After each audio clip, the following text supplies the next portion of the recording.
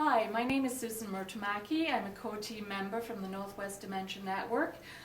I am also an occupational therapist and I work as a case manager for Seniors Community Psychiatry Program out of St. Joseph's. Hi there, my name is Cindy Backen. I'm a member of the Northwest Dementia Network. We're a group of like-minded agencies that work to promote the betterment of dementia care for persons living with dementia and their formal and informal caregivers. I'm also the psychogeriatric resource consultant for Thunder Bay and area, representing St. Joseph's Care Group. Thank you for viewing our podcast. Hi, my name is Terry Haran, and I'm a core team member of the Northwest Dementia Network here in Thunder Bay. I work also as a health educator for the Greenstone Family Health Team out in Geraldton and represent the district.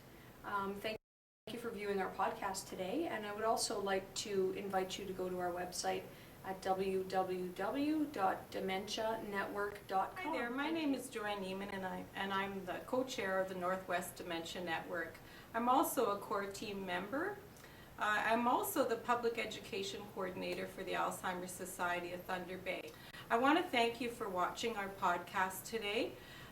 The podcasts were made possible by the Thunder Bay Community Foundation with a generous grant.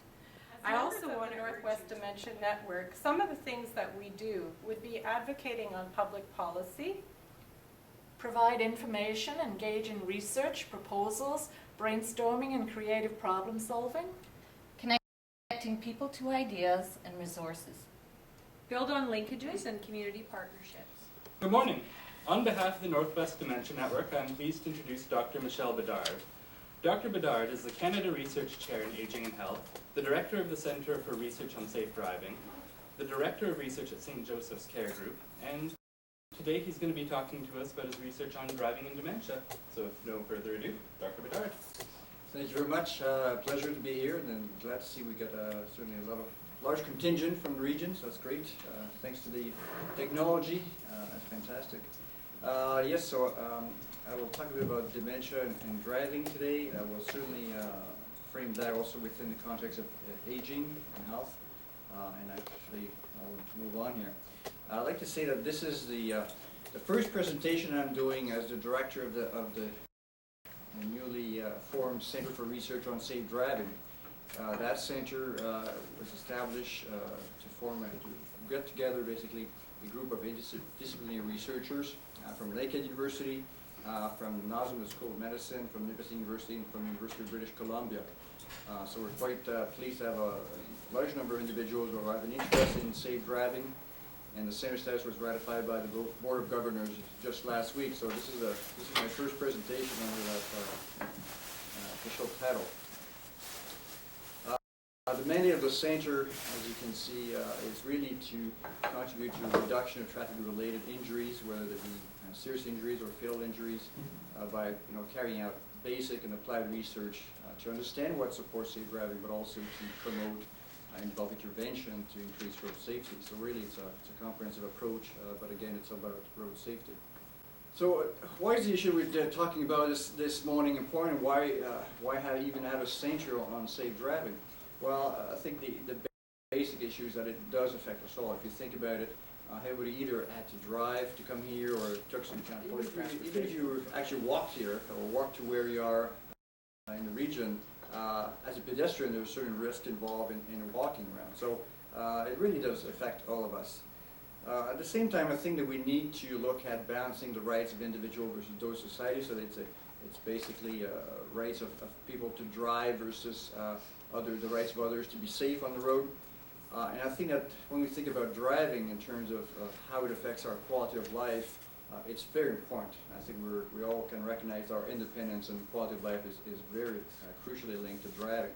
Probably another important point, and certainly for me, from the public health point of view, is that crashes are, for the large majority, preventable events. And certainly we'd like to make inroads, no puns intended, in terms of reducing the number of crashes, reducing the severity of crashes. And I think it does call for substantial interventions on our part.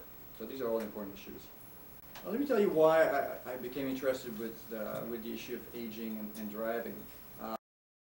If you look at this particular graph of those statistics here, What we have in the bottom is the number of years, and actually these data are from 1988 to 98, but it's still relevant today. And on the left side, you have the total number of fatalities. We're talking about Canadian fatalities.